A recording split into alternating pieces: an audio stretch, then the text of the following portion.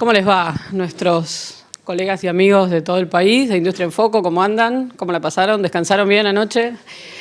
Bueno, gracias a todos por estar acá, gracias a los invitados que también se acercaron y a público del Bafisi. Ahora tenemos una mesa extraordinaria con productores latinoamericanos. Los 3 productores acaban de ser avisados de que tienen sus películas en Cannes, lo cual es una alegría.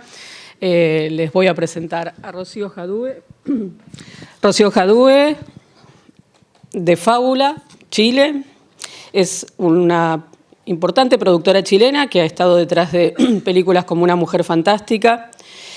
Produjo No, de Pablo Larraín, que fue la primera película chilena nominada a los premios de la Academia. Y dirige ahora el área de cine de Chile y México para esta productora. The Hollywood Reporter la destacó como una de las 40 mujeres más influyentes del cine internacional y ha trabajado en más de 30 películas. Rocío, adelante.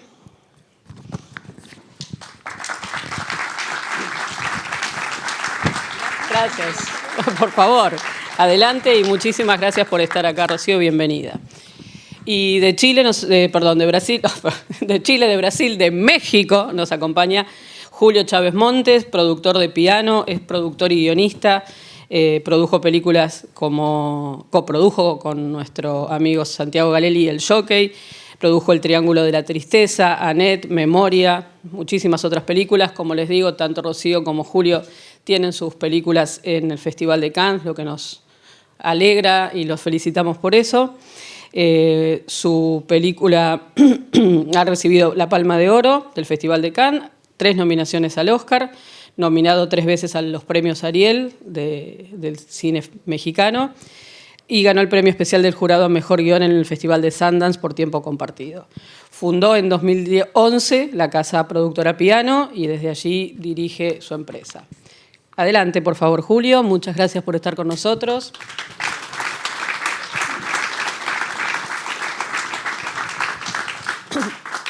Y esta charla la coordina Santiago Galelli, que es socio y fundador de Ray Pictures, es gerente de Ray. Santiago lo conocemos mucho, es nuestro querido colega, productor de películas de Lucrecia Martel, ahora a punto de terminar una nueva, coproductor junto con Julio de El Jockey y muchas otras películas, productor de Magic Farm, Los Colonos, Fama, Fama tiene y Sama también la produjo. Adelante, Santi. Santiago es un coproductor, es un productor coproductor, en gran medida, es un hombre de muchas coproducciones. Recuerdo, y ya los dejo, que Sama tenía, no me acuerdo, pero era una lista de coproductores y de socios mundiales para levantar y llevar adelante un proyecto tan extraordinario, hermoso y que tan felices nos hizo a los argentinos. Así que bueno, con estos 3 genios los dejo y pásenla bien. Gracias, Santi. Gracias a vos, Vane.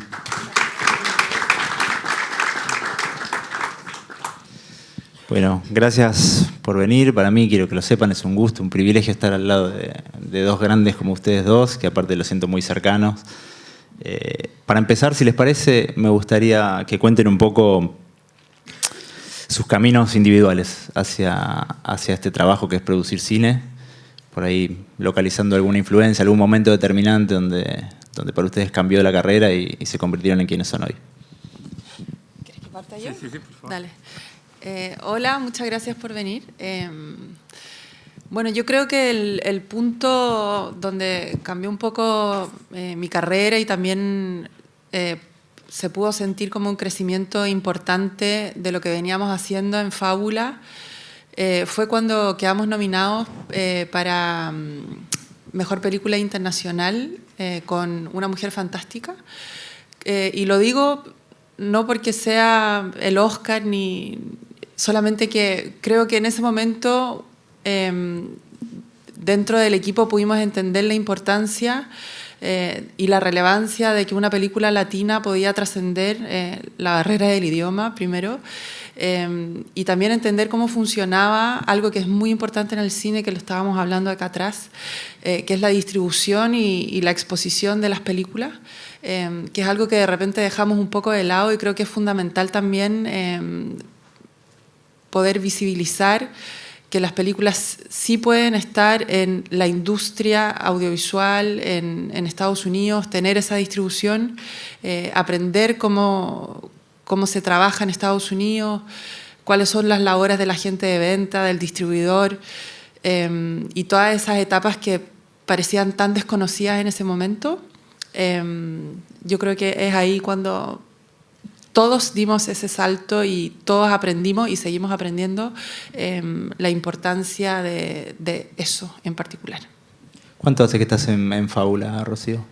12 años. 2012. Cumplís 13. Voy a cumplir 13. Sí. Bueno, para mí, primero es un gusto estar con ustedes aquí. Siempre me sorprende cuando haya cualquier persona que me quiera escuchar hablar, ¿no? Entonces agradezco un montón que dediquen la mañana de su viernes para estar acá. Yo creo que lo fundamental para mí, donde yo entendí hacia dónde íbamos, fue realmente gracias a la colaboración, ¿sabes? O sea, porque muchas veces la gente me pregunta, oye, ¿cómo fueron dando a participar en estas diferentes películas? O sea, ¿cómo es que se encuentran trabajando con Apichapón y así? Y todo realmente parte de una sensación de colaboración muy profunda, ¿no? O sea, de que te vas encontrando gente, ¿no?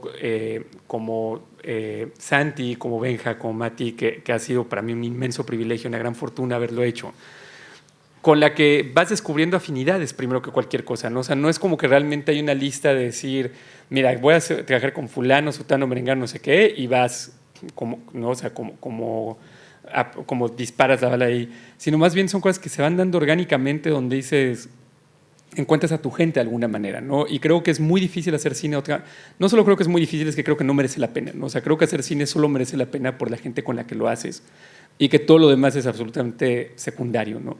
Y hay que ir descubriendo esa gente con la que hay una afinidad, ¿no? Y con la que hay ganas de hacer algo en conjunto y luchar, ¿no? Porque es mucha batalla, ¿no? Y tiene que haber esa complicidad para que tenga sentido todo. Y uno se va dando cuenta que eso ocurre, ¿no? Por lo menos para mí, cuando me preguntan cómo fue que dieron ustedes a trabajar con Leos, ¿no? Dije, pues es que fue un camino realmente de que en 2013 llegó un chico mexicano muy joven, Emiliano Rocha Minter, a quedarse una película. Y venía con un coproductor francés, que era el director Jan González. Y Jan, nada más porque es un tipazo y es un hombre muy generoso, quería ayudar a este chavo. Y en teoría nosotros solo le íbamos a ayudar con el contrato de coproducción para el CNC y acabamos metidos hasta las entrañas de la peli. Y en ese proceso se formó esta amistad con Jan y Jan me dice, oye, ¿quieres leer mi guión? Que es el guión de La Daga en el Corazón. Me parece hermoso. Le entramos a la película. Fue una hermosa colaboración con mi socio francés Charles Gilibert. Y de ahí, cuando cambia de productores Leos para Net, llama a Charles y Charles me llama a mí. Y entonces es todo este trayecto de gente que colabora y que se entiende, ¿no? y que busca esa complicidad. Y para mí es lo más importante. Y ahí es donde yo entendí que eso es lo que de verdad importa, ¿no? O sea, con quién trabajas y creer en lo que están haciendo. Como que era suplente y pasaste a ser titular en esa peli. Tal cual, sí. Bueno, me identifico un poco porque la verdad es que a nosotros con Sama nos pasó un poco lo mismo. Era una película que llevaba adelante Lita Stantic y en un momento nos tocó aparecer a nosotros. Me trajiste recuerdos, Rocío, de esa película. Nosotros estábamos muy embalados, fue el mismo año de Sama y nos volvimos perdedores, segundos absolutos. Perdíamos todos los premios contra una mujer fantástica, sistemáticamente. Es interesante esto que traen porque los dos hablan de una idea de asociatividad y de que nadie se salva solo, que es una figura que apareció mucho en las charlas de ayer. Quisiera, como para cerrar la introducción, que nos cuenten un poco brevemente el perfil de sus compañías hoy, qué estructura tienen, cuántas personas son, cuántas personas trabajan. Sé que tienen oficinas en varios lugares. Tenemos oficinas en Chile, México, Los Ángeles. La base está en Chile. Somos alrededor de, yo creo que 60 personas y, bueno, como somos 60 personas, yo solamente dirijo el área de cine, pero también tenemos el área de televisión, publicidad, servicios de producción y lo que estamos haciendo también es un poquito balanceando el contenido y la línea editorial, porque finalmente estamos trabajando también con coproducciones, que personalmente creo que es lo que más me gusta y más me anima a hacer. Por supuesto, también estamos trabajando con plataformas. Hemos encontrado un equilibrio, creo que está bueno porque podemos hacer las dos cosas.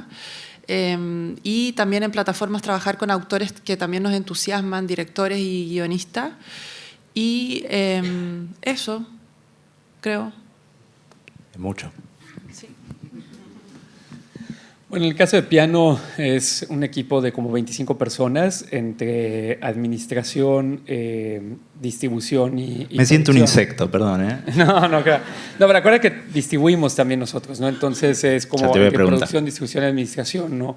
Y la verdad es que para mí lo es todo. O sea, la realidad es de que yo me siento un privilegiado por la gente que está en piano y la gente que ha estado en piano, porque creo que son los que le han dado sentido, le han hecho la empresa que es, ¿no? O sea, siempre digo, yo creo que soy el rostro muy desafortunado en un esfuerzo colectivo de gente que es mucho, no, o sea, de que mi verdadera habilidad ha sido rodearme de gente mucho más inteligente y más sensible y hábil que yo, ¿no? Y creo que es un equipo del cual yo me siento siempre en deuda, ¿no? O sea, de su compromiso, de su trabajo, y que es mucho también un poco el cine es eso, ¿no? O sea, es encontrar un equipo, ¿no? Y creo que se repite en todas las instancias, ¿no? De que yo pienso, por ejemplo, lo que es piano distribución, y el piano distribución es así gracias a Andrea Castex, que fue nuestra primera directora de distribución, y por Esther Bernal, ahora que es la actual.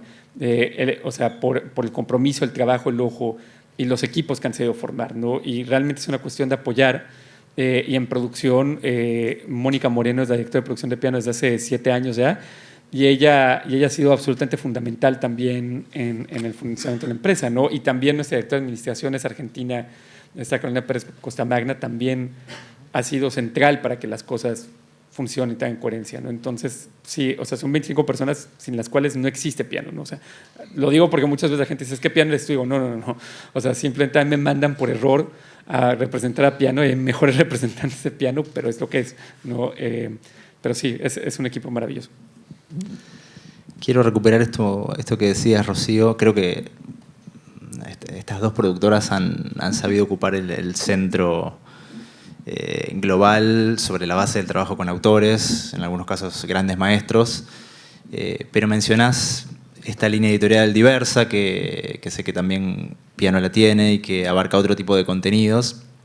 Quisiera profundizar un poco en cómo la organizan internamente, si son oportunidades que van surgiendo, si hay una bajada, si es algo programado, si lo ajustan regularmente. ¿Cómo definen la mezcla? Se ajusta regularmente porque, como todos sabemos, el año que viene es totalmente distinto al año que pasó. También tiene que ver con cuántas producciones hacemos al año, porque por lo general si tenemos 2 rodajes al año, el próximo año va a ser más distribución que producción. Pero va dependiendo. Tenemos una muy buena relación con las plataformas, con Netflix, y producimos tanto para Chile como para México. Muchas veces ellos nos encargan algún proyecto en específico, otras veces nosotros les presentamos a ellos. No hay un patrón, es algo variado, que también lo agradezco porque es una sorpresa todos los días, para no estar tan en una rutina como... De esas 60 personas que mencionaste, ¿cuántas trabajan en desarrollo de proyectos? ¿Quieres saber la verdad? Queremos saber la verdad. En este momento el equipo de desarrollo son, creo que 3 personas, 2 personas. Deberían ser más. No más preguntas. Deberían ser más, sí. Sí, también. Mira, la verdad es que para mí es todo un tema de intuición, ¿no? O sea, yo creo que o sea, yo busco hacer lo que me conmueve y lo que me habla, y porque al final creo que yo soy una persona totalmente ordinaria y común y corriente. Digo, si algo me Te conmueve... estás tirando muy abajo y basta. No, pero es verdad. Vamos. Pero yo digo, soy una persona común y corriente y ordinaria. Digo, si a mí me conmueve algo, le va a conmover a millones de personas, ¿sabes? O sea, no, porque aparte sería horrible ser de otra forma, ¿sabes? O sea, si fueras, o sea, de sentirte, si solo me habla a mí, eres un alienígena, ¿no? Dices, no, o sea, uno es, para bien o para mal, parte de esta especie, y dices, si me despierto en las mañanas igual que todo el mundo, desayunas, llevo a mis hijas a la escuela, digo, como la rutina de cualquier persona. Entonces, si hay cosas, si yo leo algo que me habla de mi vida, ¿no? Y que me hace entender, ¿no? O me acerca como a este misterio de existir, digo, si eso me lo hace a mí, lo hace a un montón de gente, ¿no? Entonces, tengo esa convicción profunda de que la única forma de elegir bien es elegir lo que te conmueve, ¿no? Porque al final las películas es impredecible, o sea, nunca sabes si sale bien, sale mal, puede ser un desastre, es impredecible, pero lo que sí puedes controlar es hacerlas con convicción, ¿no? De que te voltees y digas, bueno, o sea, lo que he hecho habla de una postura ante el cine, ¿no? Y una postura ante las cosas que no está definida como por las modas o tendencias, sino para mí es una cuestión donde digo, trato de hacer las cosas en las que creo, ¿no? Y de forma diversa, ¿no? O sea, porque hay veces que eso se presenta a manera de un proyecto que es evidentemente autoral, ¿no? O sea, como de API. Y hay otras veces como una película que hice el año pasado justo con nuestro gran amigo Gonza Tobal, ¿no? Que es una película de estudio que no inmediatamente parece autor, pero sí lo es por cómo hace las películas Gonza. Y entonces es como, no significa que tenga que ser algo festivalero siempre, sino que es algo que dices, tiene un punto de vista, ¿no? Tiene algo que decir.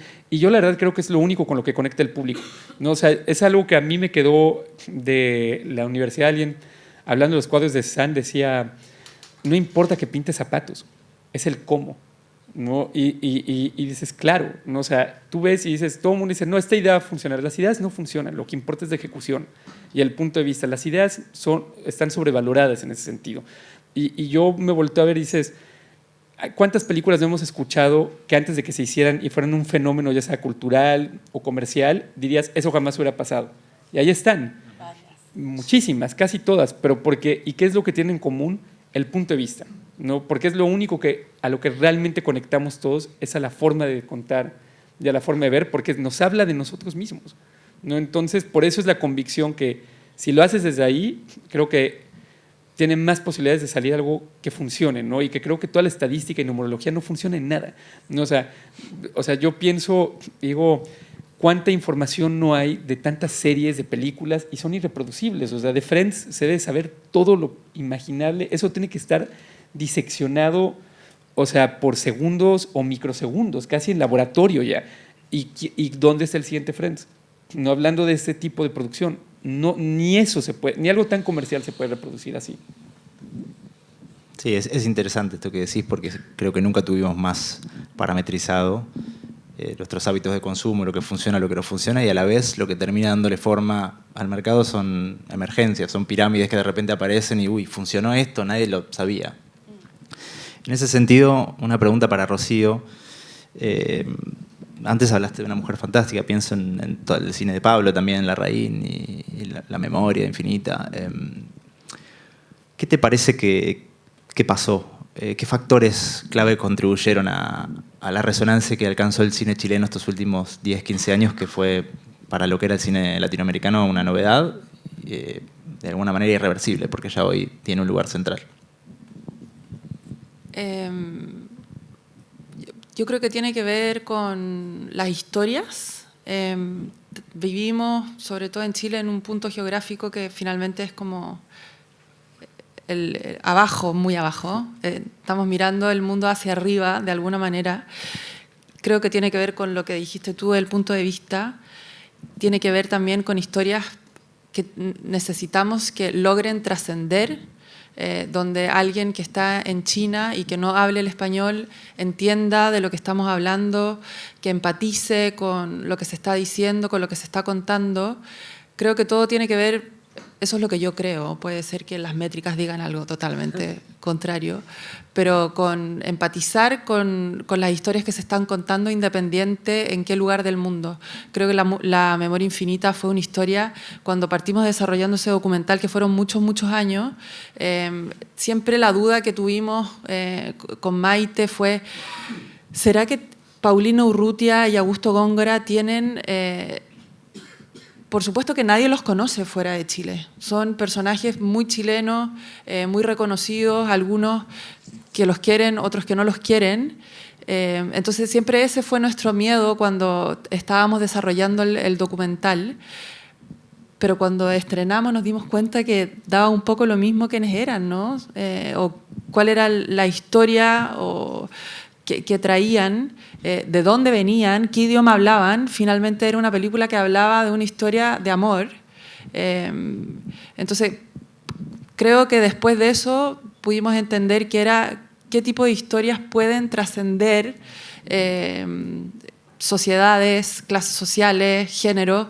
Y pasó un poco también lo mismo con Gloria de Sebastián Lelio, que finalmente era un tema que estaba abandonado, nadie quería hablar de señoras de 50, 60 años, y es algo que se vive todos los días, y muchas señoras se vieron representadas, muchos hijos se vieron representados.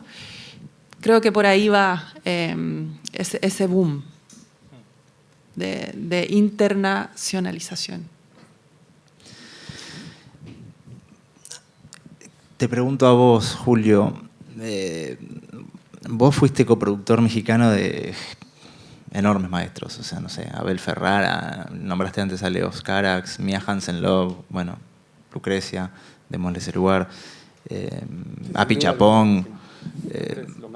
Digo, es de alguna manera una credencial, una característica que te distingue dentro del panorama diverso del cine mexicano, estar asociado a estos enormes maestros en los festivales de cine más importantes del mundo y ser también quien los distribuye en general en México, ¿no? Quisiera preguntarte primero, ¿qué aprendiste de estar cerca de los entornos de producción, de estas mentes que dan un cine también tan especial, tan diferente al resto del cine? Y ¿cómo ves la evolución del panorama para los directores mexicanos en términos de coproducción? Mira, yo lo que aprendí, o sea, de haber tenido la inmensa fortuna de trabajar con gente así, son que todos tienen procesos muy diferentes, pero hay cosas que sí comparten, ¿no? Y, por ejemplo, el rigor, ¿no? O sea, el rigor y la disciplina, que es muy fácil decirla, pero el verla todos los días es otra historia, ¿no? O sea, de verdad, la exigencia que se tienen en cómo trabajan. También para mí es toda esta gente, o sea, ha mostrado una inmensa generosidad con sus equipos y escucha, ¿no? Que creo que es clave. Entienden el cine como colaboración y escuchan lo que se les dice de esto piensas que va a funcionar. No significa que hacen todo lo que uno les dice, ni mucho menos, pero escuchan, ¿no? Y creo que eso es clave para que las cosas funcionen, ¿no? Porque creo que esta idea equívoca de pensar que el cine o sea, es una cuestión de un director, una directora, o un productor, una productora, y que los demás no importan, están ahí casi como para cargar las sillas o lo que sea, o el llevar el abanico, y no es así, ¿no? O sea, todo mundo importa, ¿no? Y creo que los grandes de verdad hacen equipos a los que escuchan y equipos que están en sintonía, ¿no? Para que no importe dónde surja la idea, o sea, funciona, ¿no? Y entonces a mí me hace gracia pensar a veces de que creo que, y no creo que es mala onda, ¿no? Pero creo que cuando trabajas con gente más joven, ¿no? Y es una ópera prima, creo que hay muchas inseguridades que les han causado de que no puedes tener errores, no puedes tener dudas, no puedes no sé qué, tienes que, si estás en una película como directora, eres un genio y tienes que tener esa postura hacia los demás y se enrocan y no escuchan ciertas cosas y luego te volteas y estás en una conversación con Lucre y escucha. O sea, si dices, es que esa es la diferencia, ¿no? O sea, de que quien pensarías, o a Pichapón, que pensarías, esa gente te pondría a mandar al carajo porque son quien son, es decir, yo sé lo que estoy haciendo y tú te das al carajo, y es justo lo contrario, ¿no? Y creo que eso es bien importante, ¿no? Y para mí eso es la gran diferencia. Y lo otro también, que es parte del proceso del rigor, es el casting, ¿no? O sea, lo que tienen en común todos, bueno, el caso de Lucre es un docu, entonces no puedo hablar como si haya en ficción, pero en el resto es el casting, ¿no? O sea, el tiempo que le dedican al casting. O sea, haciendo películas tan diferentes y actores o necesidades tan distintas, el tiempo que le dedican al casting es masivo, ¿no? O sea, y eso fue una sorpresa para mí, ¿no? Porque yo venía también de un mundo donde el casting lo hacías rápido porque no tenías dinero, no tenías tiempo, y justo, o sea, no, o sea, Api, Abel, Leos, o sea, el tiempo que le dedican al casting es tremendo, ¿no? Y Rubén también. O sea, Rubén vio miles de personas por personaje en Triángulo de la Tristeza, y creo que eso hace también la diferencia de que todo se siente orgánico, y todos aquí lo sabemos. Eliges a un mal actor o una mala actriz, no en cuanto a talento, sino que no le queda el personaje y la película se te va al traste. No importa si todo lo demás es buenísimo, si esa elección está mal, es fatídica. ¿Es parecido con Seba, con Pablo Larraín? ¿Que le dedican tanto tiempo al casting? Curiosidad. Depende de la película. Ahí está. Depende de la película.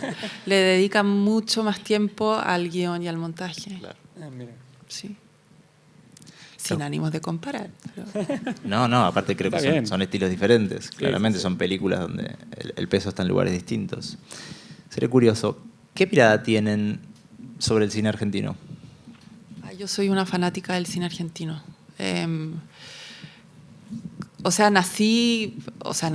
No nací, pero cuando ya podía ver películas, mi referente siempre fue Lucrecia Martel, La Ciénaga, como... Creo que fue una de esas las razones, como entender que había un cine que se hablaba en español, que estaba a 1 hora y media en avión. Solamente mis respetos a todo el talento que tienen, a la formación que tienen. Es una formación que yo creo que deberíamos replicar de alguna manera en Chile. Conceptos de guión, conceptos de dirección. Felipe Gálvez, que es un director chileno que conocen bien, estudió aquí en Argentina, hizo su película el año pasado, que es maravillosa, si no la han visto se las recomiendo, se llama Los Colonos, y creo también que tiene que ver con la formación que recibió Felipe, bueno, por supuesto con sus productores también, pero solamente creo que el talento de acá, de Argentina, se sobrepone por los otros países de la región, y me encanta colaborar también cuando se puede con autores de acá. Sí. Mira, a mí lo que es curioso es que mi primera experiencia del cine argentino, creo, y es real, creo, para mucha gente de México, es obviamente lo comercial, ¿no? Pero incluso era sorprendente eso, ¿no? Yo me acuerdo que creo que la primera película argentina que haber visto haber sido Nueve Reinas, ¿sabes? Y era muy sorprendente. Yo era adolescente, ¿no? Cuando la vi, y era muy sorprendente la película porque era un cine hecho con mucha, ¿sabes? Con mucho rigor y mucha calidad latinoamericano, ¿no? Y era algo que en ese momento en México era impensable, ¿no? O sea, era como justo antes, creo que salió justo antes de Amores Perros, ¿no? Y entonces como que no había todavía un Amores Perros de referente para nosotros, es decir, esto es lo que puede hacer el cine mexicano, sino que veníamos de una época donde cuando yo crecí no existía realmente el cine mexicano, ¿no? O sea, estaba en una situación de decadencia absoluta donde no se hacía, o sea, con suerte se hacía una película al año, o eran películas realmente como terribles que no iban ni a salas y apenas si salían en televisión. Entonces, esa fue la primera referencia que tuve. Y luego ya más grande, pues sí, claro, vas descubriendo a Lucre, ¿no? O sea, vas descubriendo el cine de Lisandro también, y estos grandes autores.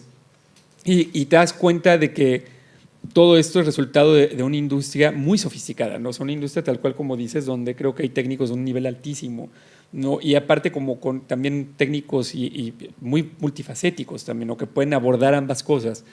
Y que creo, y es algo que yo siempre hablo en México de que es un ejemplo, ¿no? O sea, digo, aquí hay mucho oficio, ¿no? Y creo que a veces se desestima o se desprecia el oficio, ¿no? Porque se piensa, no, es que lo importante es solo la expresión artística. Le digo, sí, pero hay mucho oficio detrás también, ¿no? Hay una parte de labor y de trabajo que es indispensable al cine que se menosprecia, ¿no? Y yo siempre volteo a Argentina como un lugar donde eso no ocurre, ¿no? Y que es indispensable en México tener una postura igual, ¿no? Del oficio, porque el oficio también da rigor, ¿no?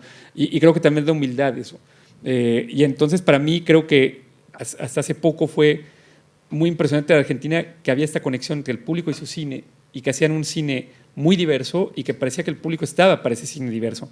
Y sé que ahorita es un momento terrible, ¿no? y muy cruel y barbárico en los recortes que está sufriendo la cultura argentina, pero también les diría que todas estas cosas al final uno se sobrepone a ellas y vuelven, ¿no? O sea, el cine mexicano, les decía, había un momento antes de Amores Perros y de Japón y que llegaran los nuevos estímulos, no se hacía nada, ¿no? O sea, y ahora se hacen más de 200 películas al año, ¿no? Entonces yo creo que si se insiste y si se pelea y si se vocaliza, va a renacer, ¿no? O sea, es una industria demasiado importante y fuerte como para que no renazcan, ¿no?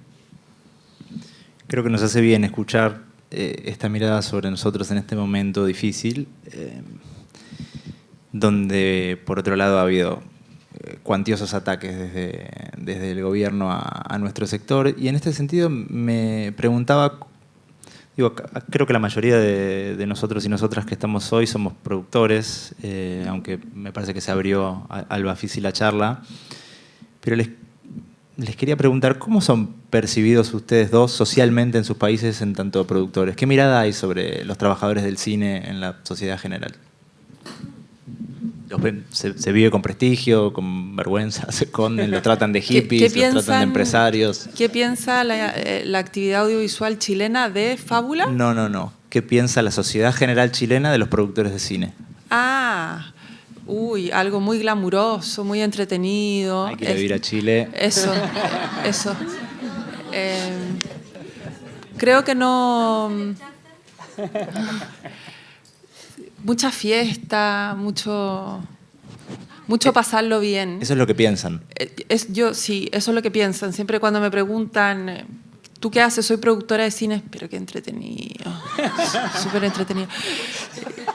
Y sí, por supuesto, es muy entretenido, yo lo paso muy bien, pero también lo que dice Julio, creo que por sobre todo hay que estar muy preparado, hay que trabajar durísimo, hay que tener disciplina.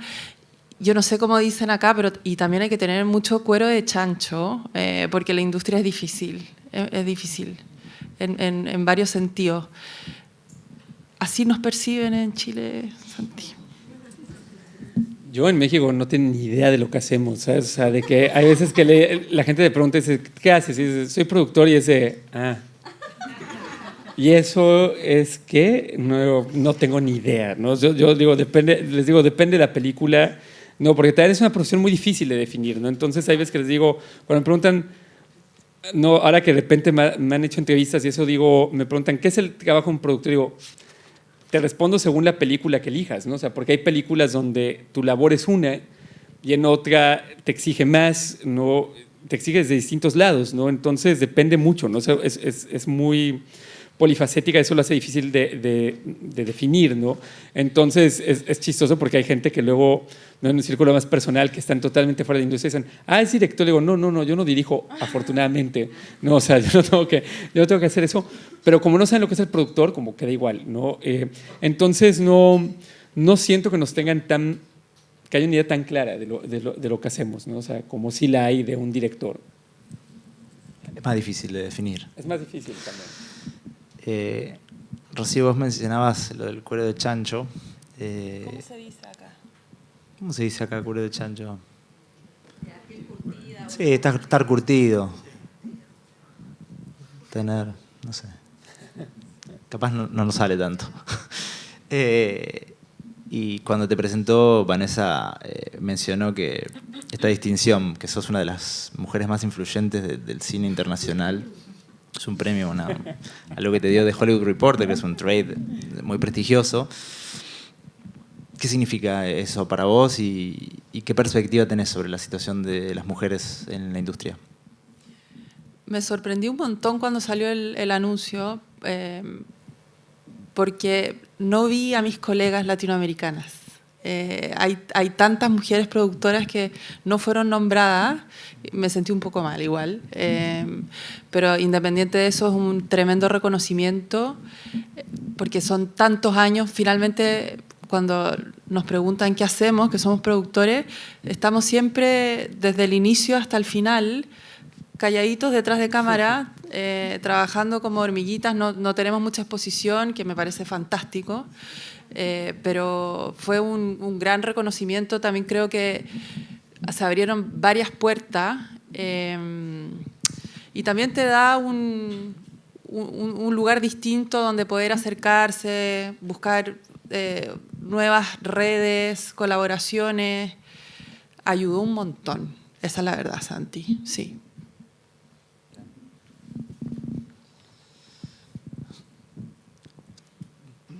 Algo atípico tuyo, Julio, que yo no he encontrado hablando de estas tensiones, sos productor, también sos guionista, ¿no? Sí. Y a veces tú jugás ese rol esquizofrénico de hacerlo en el mismo proyecto. Sí, casi siempre, sí.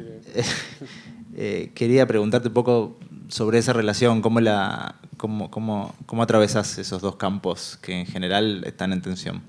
Bueno, o sea, producir lo que escribes es la mejor forma de arrepentirte de tus palabras, ¿no? O sea, sin duda alguna, ¿no? Porque ya no tienes a quién culpar de que esto ocurre. Dices, ¿por qué carajos ocurre de noche? No, eso es porque tú lo pusiste en noche, ¿no? Eso es puta madre, ¿no? Entonces hay que lidiar con el, ¿sabes? Con cara y nocturno por la ocurrencia del momento, ¿no? Entonces, pero la verdad es de que ha sido siempre, más allá de eso, o sea, creo que ha sido siempre muy fluido, ¿no? O sea, porque siempre que escribo y produzco, normalmente Sebastián es quien dirige, y entonces hay una muy buena complicidad, un muy buen entendimiento, ¿no? Y Sebastián, mi socio, Sebastián Hoffman, es muy práctico igual que yo, ¿no? Entonces siempre, incluso desde Halley, siempre fuimos muy prácticos en entender y decir, bueno, ¿no? O sea, dentro de lo que tenemos, ¿qué podemos decir, ¿no? O sea, qué podemos expresar de lo que queremos hacer, que creo que es fundamental, ¿no? O sea, hay esta creencia, yo tengo esta creencia de que hay ideas, ¿no? Y sentimientos y cosas que se pueden expresar de muchas formas, ¿no? Y que no hay que encasillarse y decir, no, es que esto tiene que ser enorme para que funcione. Y dices, a lo mejor sí, y eso entonces implica que es algo que vas a tener que hacer mucho más adelante, porque eso le pasa a todo el mundo, ¿no? O sea, todo el mundo tiene proyectos que tardan muchísimo tiempo en levantarse por lo difíciles que son. Pero creo que también hay que pensar a veces como, bueno, realmente no hay otra manera de acercarse a este momento que sea, o sea, no se trata, creo que el mayor error es simplemente decir, bueno, lo vamos a hacer con menos extras o lo vamos a hacer con menos esto, porque eso es empobrecer la ejecución de algo en vez de replantear la ejecución, y para mí son dos cosas muy distintas. Entonces, creo que cuando yo intuyo y digo, es que esto está de una, como lo estoy planteando, no hay forma que lo vamos a poder hacer que funcione y que no empobrezca la ejecución, le doy la vuelta y trato de pensarlo desde dónde voy a otro lado con lo mismo, ¿no? Y sí, la verdad es que también creo que me ha ayudado mucho producir, haber trabajado con tanta gente distinta. Creo que también ahora enriquece mucho lo que haces del otro lado, ¿no? Porque lo ves con otro rigor, con otro cuestionamiento, ¿no? O sea, con otra seriedad. O sea, no es que eso estuviera ausente antes, pero como que sí te implica de otra manera haber sido testigo de los procesos de otras personas, ¿no? Y cómo resuelven otras cosas, te ayuda a ti, te alimenta y te dices, claro, ¿no? O sea, yo lo puedo resolver desde acá, ¿no? Y eso ha sido muy útil. Y la verdad es de que creo que lo que me ayuda como productor es que al escribir y entender el proceso, ¿no? Dices, o sea, creo que entiendes que lo que necesitas darle a alguien no es tu respuesta, sino algo que les funcione, ¿no? O sea, no se trata de decirle a alguien, te va a decir cómo lo haría yo, porque eso no sirve nunca, ¿no? Sino se trata de decir, creo que lo que pide la peli dentro del el tono, el estilo, lo que estás poniendo tú como director y directora, creo que lo que te pide a lo mejor es esto, ¿no? Y no es lo que yo haría, ¿no? Porque yo a lo mejor haría algo distinto y darle una solución así no ayuda, ¿no? Y eso entonces lo entiendes porque tú compartes ese proceso, ¿no? De que la peor nota que te pueden dar no es una nota de que te digan esto no funciona, es que te digan yo haría esto y esto no tiene nada que ver con lo que estás buscando tú, ¿no? O sea, cuando alguien te dice yo creo que esto no funciona y que tu peli te está pidiendo eso es un acto de una inmensa generosidad, ¿no? O sea, a mí me ayuda un montón cuando recibo notas críticas así de lo que estoy haciendo, que entienden lo que estoy haciendo, no que simplemente lo quieren cambiar a otra cosa, ¿no? Entonces yo me llevo eso. Como productor trato de hacer eso, ¿no? Digo, siempre pienso, yo me meto en sintonía con el resto, ¿no? Y trato de estar en esa frecuencia y no meto la mía, ¿no? O sea, la mía me la guardo para mis proyectos con Sebas, ¿no? Me acabo de dar cuenta de algo y se me ocurrió una pregunta que no les anticipé. No. Porque todo eso nos lo memorizamos, Rocío y yo, anoche. Sí, lo están ejecutando bien, como en el pentagrama. No, que ambas productoras tienen entre sus socios directores. Son impuras, son productoras. No son todos productores. Hay directores, digo, es una charla que dentro de la cámara hemos tenido varias veces. Las productoras que tienen un director adentro, que aparte filma y se autoproduce, bueno, manejan otras dinámicas, en particular cuando son los proyectos de esos directores están ocurriendo. Les quería preguntar un poco si es muy distinto. O sea, por ejemplo, para vos, Rocío, el lugar que tenés en una película de Pablo, o para vos, Julio, en una película de Sebastián. ¿Qué particularidades tiene ese proceso en relación a...? ¿Yo? Sí, porque el pobre la mandás siempre al frente de ella, arrancá. No, la verdad es que creo que el proceso es bastante similar, ¿sabes? O sea, al final del día, o sea, no es como que de repente eso lo hace... O sea, porque todo lo que hacemos realmente es una implicación, o sea, nos implicamos absolutamente, ¿sabes? Entonces, como que no hay una diferenciación en ese sentido, ¿no? O sea, porque no es como que yo digo, no, o sea, voy a poner mi siguiente peli, la deseas por delante de las demás, porque, o sea, obviamente es algo que es muy cercano, pero no resta la implicación que sientes hacia el otro, ¿no? O sea, tú siempre que le entregamos un proyecto tratamos de cumplir con lo que nos comprometemos. que a veces es difícil, ¿no? O sea, y ese es el verdadero reto, es cumplir con lo que te comprometes, y es tratar de sacarlos adelante a como dé lugar, y eso pues es la misma lógica hacia la película. Entonces yo nunca he sentido que hay como una diferenciación de darle un lugar más importante, ¿no? O sea, y creo que al contrario, Sebastián también ha sido muy generoso en el sentido de que él se entusiasma también por lo que hacemos en producción, ¿no? Y también se implica de que da su punto de vista, ¿no? O sea, como que también ese lado a él no le es ajeno completamente, ¿no? Entonces eso creo que ayuda mucho. En mi caso te podría decir que no es lo mismo, por supuesto que es diferente cuando desarrollamos con Pablo o cuando desarrollamos con algún director que buscamos, que convencimos y que elegimos. Los procesos con ese director son más largos, son más conversados, son más dialogados, porque nos tiene que conocer, nosotros conocerlo a él o a ella. Y Pablo, por supuesto, es su empresa de la casa, entiende perfectamente cuáles son los procesos, vamos más rápido. Te podría decir que eso es, vamos más rápido. Pero es distinto cuando trabajamos con él que con otros directores. Muy buena respuesta. ¿Cómo venimos de tiempo? Bien, ¿no? Bien. Volviendo un poco a la industria, entonces, quisiera hablar un poco o reflexionar o dar algunas vueltas en cuanto a la relación que han tenido y tienen hoy cine y Estado, pero voy a empezar por el otro lado. Sus productoras tienen una relación muy consolidada con las plataformas, hacen cosas con plataformas constantemente, no han dejado de hacer cine al mismo tiempo. Quisiera que nos cuenten brevemente cómo nació esa relación con las plataformas, cuál fue el primer proyecto que hicieron y cómo se consolidó y si eso tuvo algún impacto en la línea editorial y en la estructura de la compañía, si tuvieron que crecer para trabajar con plataformas o no.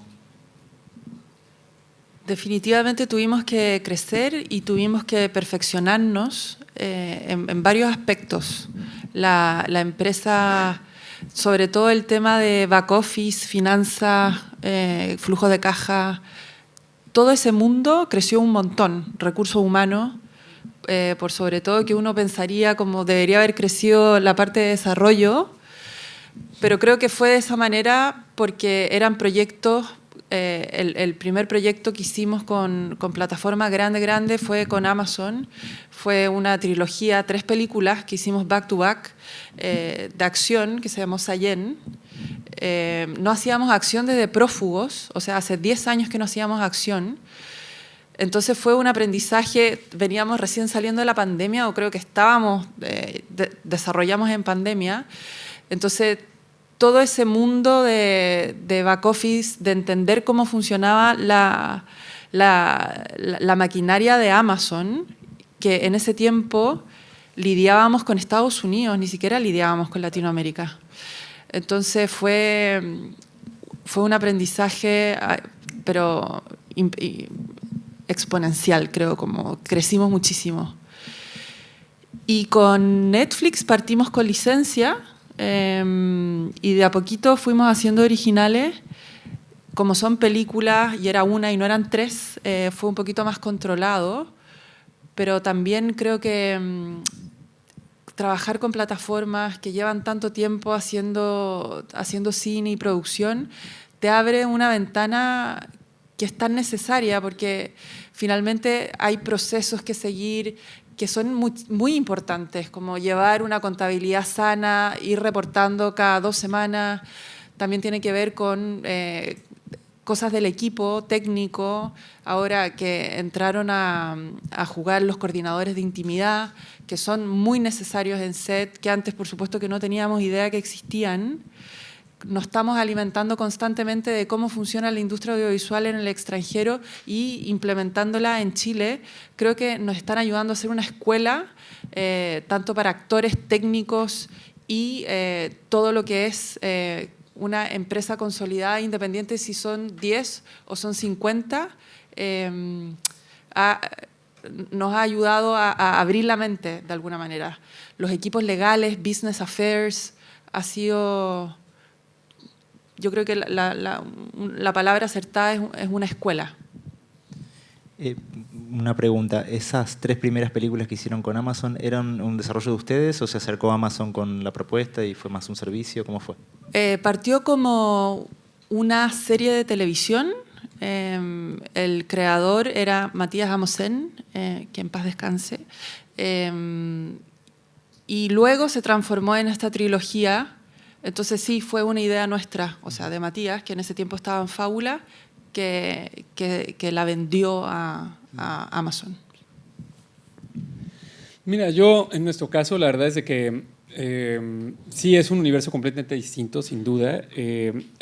Creo que para el momento que nos llegó a nosotros trabajar con plataformas, teníamos ya como una formación debido a la oficina y los requerimientos de auditoría que había, ¿no? que son muy estrictos. Y luego como de poder dar cuentas como en otros países y eso, que entonces como que ese lado lo teníamos más familiarizado, pero creo que también la parte de diálogo, ¿no? Y de colaboración con la plataforma, eso sí fue muy nuevo, ¿no? Y de ser como aquí hay otra voz distinta a lo que normalmente encontraríamos, ¿no? Y eso la verdad es de que sí fue un reto y fue un proceso largo de aprendizaje, ¿no? Yo, la verdad es de que la forma en la que abordamos trabajar con plataformas es distinta en el sentido de que no las buscamos constantemente porque las posibilidades de financiamiento público en México están, sino que creo que nuestra postura hacia ellas es colaborar en lo que tenga sentido, ¿no? Entonces yo muchas veces digo, mira, nosotros no vamos a hacer servicios porque no nos necesitas para eso, ¿no? O sea, hay grandes empresas productoras en México que dan servicios, ¿no? O sea, lo hacen ustedes, lo hace Red Room de Stacy Persky, lo hace Perro Azul de Alexis Friedman y Juan Urichurtu, que ya dan servicios de producción y que eso para mí no tiene mucho sentido, ¿no? O sea, lo que podemos hacer siempre es presentar de proyectos en los que nosotros creemos y que nosotros creemos que podemos hacerlo bien y que encaja con lo que tú quieres hacer, ¿no? Y cuando hay esa sintonía creo que la cosa funciona mejor, ¿no? Y es un poco desde donde los proyectos que tenemos con ellos ahora parten desde esa idea, ¿no? De buscar algo que no es, no, o sea, un contenido por serlo, sino que es una película primero que nada, ¿no? Y que es una película que pensamos, esta película se tiene que hacer y puede funcionar y que ocupa otro espacio, ¿no? O sea, que no significa que sea una inconsistencia, una traición, sino que es más bien, es que hay diferentes espacios en este ecosistema y que no tienes por qué renunciar a esos espacios, ¿no? Y que creo que son espacios importantes, no solo porque también te permiten a lo mejor crecer y te dan otro tipo, te abren otras puertas, sino que también es otra forma de estar en contacto con el público, que yo lo considero muy importante, no podemos retraernos del público y abandonar la idea de hacer cine también para un público, sino que es bien importante buscarlo pues de un lugar de convicción y de que no estás haciendo algo porque crees que a alguien le va a gustar, sino porque piensas, estás haciendo esto porque te gusta y crees que te va a caer bien y que de ahí vas a encontrar su público, ¿no? Entonces ha sido una experiencia muy distinta y yo creo que su presencia es valiosa porque creo que contra más diverso sea el ecosistema de la producción cinematográfica, más sano es, ¿no? O sea, porque es importante el alcance y recursos que traen para que permiten que de repente sea un proyecto que eleva a otros actores y eso, y a lo mejor ese actor o actriz lo traes a un proyecto más chico y ese proyecto más chico se puede hacer de repente, ¿no? Entonces todo está entrelazado, no hay cosa como que estos son los malos y estos son los buenos, ¿no? O sea, para mí es importante. Se vuelve un problema cuando son lo único. Cuando cualquiera de las dos cosas son lo único, eso sí se vuelve un problema muy grande. Sí, iba a destacar eso mismo que decís, que es muy preciso, pero que se sostiene en el caso mexicano, bueno, sobre una realidad de financiación pública disponible para una gran cantidad de proyectos que algunos incluyen en las plataformas y que otros no tienen por qué incluirlas. Quizás nos pueden contar muy brevemente la situación puntual en Chile y en México en relación a la financiación pública, y me interesa también, por ahí, como para documentar un poco el impacto que fueron teniendo las plataformas, ¿qué importancia tiene para las empresas de ustedes la financiación pública? También me parece que eso es algo que los puede separar hoy en día. Chile tiene un incentivo que es un tax rebate, que yo considero que es el más interesante, que se llama IFI. Lamentablemente no ha sido un apoyo constante porque va dependiendo de los presupuestos anuales y también del gobierno de turno. El IFI entrega hasta un 30% de gastos calificables de las producciones extranjeras. Entonces es algo que que ha funcionado muy bien, lamentablemente no ha sido constante. Ahora se abre. No, está abierto y cierra el 28 de este mes. Sí. Luego de eso tenemos, bueno, los fondos públicos, que eso ya es soft money, que no son grants, por decirlo de alguna manera. No hay que devolverlo. No hay que devolverlo. O sea, en estricto rigor sí hay que devolverlo, si la película tiene utilidades. Pero eso, bueno. Y ese fondo abre una vez al año, es extremadamente competitivo, el presupuesto sigue siendo el mismo de hace un par de años, los proyectos se están duplicando, entonces es difícil poder acceder a ello. Por supuesto que cualquiera puede postular, pero es difícil obtenerlo. Y está también este fondo audiovisual para coproducción, producción minoritaria, guión, desarrollo y distribución. Está todas las etapas. Coproducir con Chile, siempre cuando tengo reuniones con posibles coproductores, es un territorio difícil, sobre todo lo digo desde el lado de Fábula, porque muchas veces está esta idea de que nosotros no necesitamos el apoyo del Estado, que creo que es una mala concepción, porque muchas veces hacemos películas y nos encantaría hacer muchas más películas de óperas prima, donde esa es la manera de empezar. Por supuesto que no es la única manera, pero ayuda un montón poder tener el respaldo del país para poder presentarse con ese respaldo y con ese sello a otros países. O sea, si tu país no cree en ti, imagínate cómo va a ser con los países coproductores. Eso en términos generales. Bueno, si después tienen alguna otra pregunta, se pueden acercar a mí, no los quiero aburrir con ese tema, pero Chile es un país que sí tiene incentivos, no son muchos, y es muy competitivo. Y esos incentivos, aún para una productora de la escala de Fábula, son importantes, o sea, son a veces determinantes para la factibilidad de una película. Sobre todo para el desarrollo, para echar en marcha un guión. Finalmente, la única manera de que uno pueda presentar un proyecto es teniendo un guión sólido o ya un guión cercano a final, ¿no? Sí, para nosotros es absolutamente fundamental, ¿no? O sea, es porque creo que hay películas que se hacen con una lógica comercial y otras que se hacen con una lógica cultural, ¿no? Y la gran mayoría de lo que nosotros hacemos corresponde a esa lógica cultural, ¿no? Que es hacer algo que sea una obra de arte que exprese algo importante sobre nosotros, ¿no? Y creo que eso solo es posible cuando hay políticas públicas de financiamiento para eso.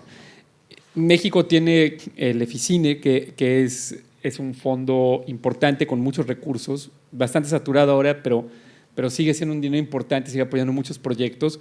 Yo creo que el problema que tenemos hoy en México con eso es de la concepción errónea de que solo tiene que haber un estímulo que tenía un objetivo muy claro de fomentar y sostener un cierto nivel de producción anual diversa, y que lo que se necesita realmente es diversificar las políticas públicas para poder pensar en desarrollar las regiones, en facilitar el acceso tanto a las películas como la posibilidad de producir y hacer una película desde el cortometraje y desde el inicio, ¿no? Y ese es entonces el problema que creo que hay es pensar en el cine como una cuestión que requiere apoyos y no como una industria importante, creativa importante, una expresión cultural importante que requiere políticas públicas para poder existir y crecer, y que ese crecimiento es en beneficio de una economía y en beneficio de un país, porque es una industria que en México, por ejemplo, la Canacine hizo un estudio hace varios años sobre el impacto de la industria cinematográfica mexicana en la economía nacional,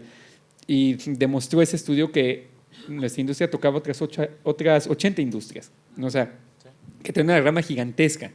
Y eso era parte del argumento con el gobierno, decirles, es que esto no es un apoyo que das a una película y se muere aquí, o sea, la cantidad de rama que genera es importante. Y luego también hay otra cosa que es fundamental, creo yo, que es justo el sostenimiento de un ecosistema diverso donde la parte independiente puede ser independiente. Y que eso lo considero absolutamente clave porque es lo que nos da una autonomía para imaginarnos y soñarnos a nosotros, a nosotras mismas, ¿no? Y de pensar de poder hacer una reflexión sobre lo que significa para nosotros estar y existir como latinoamericanos y latinoamericanas, ¿no? Y que se tiene que hacer fuera de una lógica de complacer del mercado, sino por una necesidad humana, no la necesidad que cubre el arte.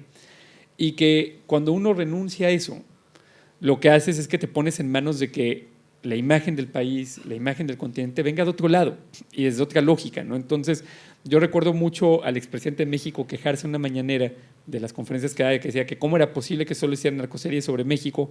Digo, claro, si estás recortando las posibilidades del financiamiento independiente en México, las decisiones de cómo se ve el país vienen desde Estados Unidos y no desde acá, ¿no? Entonces, si quieres que la imagen, la reflexión que se te haga del país sea otra, no, y no es, por supuesto, no un ejercicio propagandístico, pero en una reflexión de que hay mucho más sobre México que esto. Tienes que apoyar un sector independiente que puede explorar las cosas por esa inquietud personal y no pensando a quién le va a vender. Entonces, creo que es importante que nos veamos, por ejemplo, cuando uno menciona Europa, siempre la gente es crítica de decir, sí, pero es que Europa es primer mundo y esto es, ok, va. Brasil creo que tiene una concepción mucho más cercana a la que deberíamos de tener México, Chile, Argentina, el resto de los países, sobre cuál debe ser la relación del Estado con su industria, ¿no? Que no es una industria a la que apoya, sino que es una industria que incentiva a través de políticas públicas, ¿no? Y en Brasil hay fondos de coproducción minoritaria, hay cash rebates, hay el apoyo federal, hay los apoyos regionales, y creo que tienen muy bien estructuradas estas políticas públicas, y eso es lo que hay que exigir. Y hay que exigirlo desde un lado de que no es una dádiva, sino decir, esto tiene un retorno real, tiene un retorno en cuanto al impacto económico y tiene un retorno real en cuanto a la imagen de país y en cuanto a la concepción del país, ¿no? Que muchas veces ignoran, y es importante hablar desde ahí, ¿no? Y evitar hacer el uso, yo creo que es estratégicamente importante dejar de hablar de apoyos, porque creo que eso es lo que utilizan, ¿no? O sea, los gobiernos más reaccionarios como pretexto, es decir, es que estamos apoyando a multimillonarios, que nadie aquí es multimillonario, ¿no? Pero es muy fácil el cine catalogarlo así, porque una fracción de lo que es hacer cine puede implicar el glamour de una premiere, que es un instante mínimo en lo que es una película, y desde ahí dicen, estás apoyando a multimillonarios, y es de, no, tienes que pensar que estás haciendo políticas públicas para todo un sector industrial que tiene este impacto. Y por eso en Europa se considera una industria estratégica y los americanos mismos lo consideran una industria estratégica. Hay este mito de pensar que Estados Unidos no hay ninguna relación entre el gobierno americano y su industria. Y la gente se sorprende cuando le digo, la industria americana es la más protegida del mundo y es la más incentivada del mundo. O sea, porque no hay tratado de libre comercio que firme Estados Unidos donde no haya un capítulo entero sobre su industria del cine y sobre las facilidades para su exhibición y de que no les vayan a poner ningún tipo de impuesto o disparidad con los boletos, o que no vaya a haber como ningún tipo, o que haya como justo cash rebates y tax rebates en todo el mundo, que aprovechan todas las grandes producciones de las que se imaginen de Hollywood, todas tienen financiamiento público, no hay una sola que no lo tenga, ¿no? Entonces también es importante entenderlo desde ese lado, ¿no? Porque es desde donde se nos ataca que si fuéramos Hollywood podríamos sostenernos solos, y eso ni Hollywood se sostiene solo. Me parece que han hecho una exposición brillante del estado de situación. Vos también, Ro. Del estado de situación. Yo no creo que... Acá en Argentina el problema tiene puntos de contacto. Nadie se imagina que somos multimillonarios, ni mucho menos. Pero sí está esta falsa dicotomía entre la soberanía audiovisual o la existencia de un cine autóctono con historias locales y el desarrollo industrial. A veces parecen como dos antítesis, cuando en realidad tranquilamente podrían revitalizarse unos a otros, como de hecho pasa, porque hoy las plataformas pueden venir y producir un montón de cosas acá sobre un tejido industrial que germinó al calor de una política pública de estímulo que hizo que un montón de gente que no tenían un pedo que ver con el cine ni venía de familias millonarias pueda acceder a financiación y filmar. En este sentido, como saben, este es un encuentro de espíritu federal. Hay acá 30 productores y productoras que vinieron de provincias. Bueno, creo que hay 2 que son de capital, pero la gran mayoría vinieron de lejos. En nuestro país es un país muy grande donde existe una brecha importante en relación al acceso a la financiación y a la distribución de algunos contenidos que por ahí no están radicados en Buenos Aires. La industria, lo que llamamos industria, está muy concentrada en la ciudad de Buenos Aires. ¿Cómo es eso en Chile y en México? ¿Pasa algo parecido? Mira, yo creo que México sí es un diálogo reciente, ¿no?, sobre las dificultades de acceso desde los estados en relación a la Ciudad de México. México tiene más polos de producción que solo la Ciudad de México. Yo te diría que Guadalajara se ha vuelto uno importante. Tijuana siempre lo fue, ¿no?, por la cercanía. Ahora saca un cash rebate, ¿no? Guadalajara. Sí, Guadalajara. Y justo para mí es de lo más importante, ¿no?, porque Guadalajara fue a partir de que sacó un cash rebate que empezó a crecer como polo de producción. Creo que en México se ha tratado de remediar la falta de acceso creando, no otorgando, por ejemplo, puntos adicionales en la evaluación de oficina a proyectos que se originan y se producen en los estados, que a mi juicio es un error. No un error el apoyar, sino que creo que es pretender que con eso se resuelve, ¿no?, que con eso se resuelve el tema de acceso cuando no es así, ¿no? O sea, para mí no puedes agarrar y tener un solo fondo, un solo estímulo y pretender que haga todo, sino que yo creo que, por eso hablo de políticas públicas, ¿no?, que yo creo que de verdad hay la región, porque incluso es condescendiente, creo yo, hacia las regiones, decirles, mira, aquí es este gran fondo federal y te vamos a dar estos puntos extras para ver si sobresales. Cuando yo creo que lo que debe hacer es decir, creo que se tienen que crear fondos regionales, ¿no?, que sean, o sea, obviamente liderados por gente de la misma región, que conozca las necesidades de la región. Y lo que esta región está para crecer y qué clase, hacia dónde se puede orientar, ¿no? O sea, porque si no es como, yo creo que no ayudas a la formación, y si no hay formación, la realidad es de que esta es una industria terriblemente difícil, ¿no?, y extremadamente competitiva, y la única forma en la que se puede ayudar a la gente a de verdad tener acceso es en el lado de la formación, es decir, necesitas fondos, ¿no?, donde dices, esta región, si le das este tipo de financiamiento, va a crecer y va a funcionar porque puede dar servicios de producción. A lo mejor otra está más orientada a la postproducción, pero tiene que partir desde la realidad local y desde las voces locales que definan eso, ¿no?, para que crezca de verdad. Si no es para mí, a mi juicio, es una simulación que no ayuda y que además mete en una situación de dificultad inmensa, porque la curva de aprendizaje aquí es brutal, ¿no?, y es muy fácil irse al despeñadero, sobre todo al principio. Entonces tiene que haber apoyos y fondos que tengan en cuenta eso, ¿no?, dónde está cada persona y dónde está cada región para acoplarse y que las reglas se acoplen a eso, ¿no? No puedes pretender exigirle a la gente que está empezando en una región que ha tenido históricamente poco acceso a producir cine, que tenga la misma exigencia o el mismo tipo de rigor en las auditorías y en las entregas que empresas que tienen 15 años existiendo y que tienen mucha experiencia y gente en su nómina que sabe cómo hacer esto. O sea, me parece que es injusto, ¿no? Y ese es el grave error. Insisto, porque creo que en nuestras regiones, en nuestros países, están concebido el cine como simplemente un problema, un dolor de cabeza para el gobierno, como hay que darles unas dádivas para que dejen de molestar, porque es gente muy vocal y muy visible, que dejen de fastidiar. Y eso es lo que hay que remediar y pensar desde políticas públicas que consideren el global. Sí, y también sumado a lo que dijiste, que estoy de acuerdo en todo, para no repetirme, creo que es importante también, bueno, la geografía de Chile es una geografía compleja, porque finalmente, si necesitas hacer una película en el sur o en el norte, hay un tramo considerable, pero creo que deberían haber polos. Entonces, porque finalmente cuando uno, como productor, hablo netamente como productor, quiere filmar una película que no sea en Santiago, la línea más cara del presupuesto va a ser el Travel and Living, sí o sí.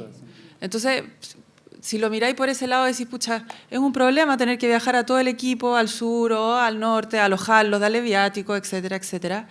Entonces, nosotros hicimos una peli hace unos años donde la filmamos en el sur, en una isla en Chiloé, donde hablamos con el director de producción y la idea fue, tratemos de que todo el equipo, teníamos suerte igual, tuvimos suerte porque estábamos saliendo de pandemia, entonces mucha gente había vuelto a sus casas, pero tratemos de que la mayoría del equipo sea de Chiloé.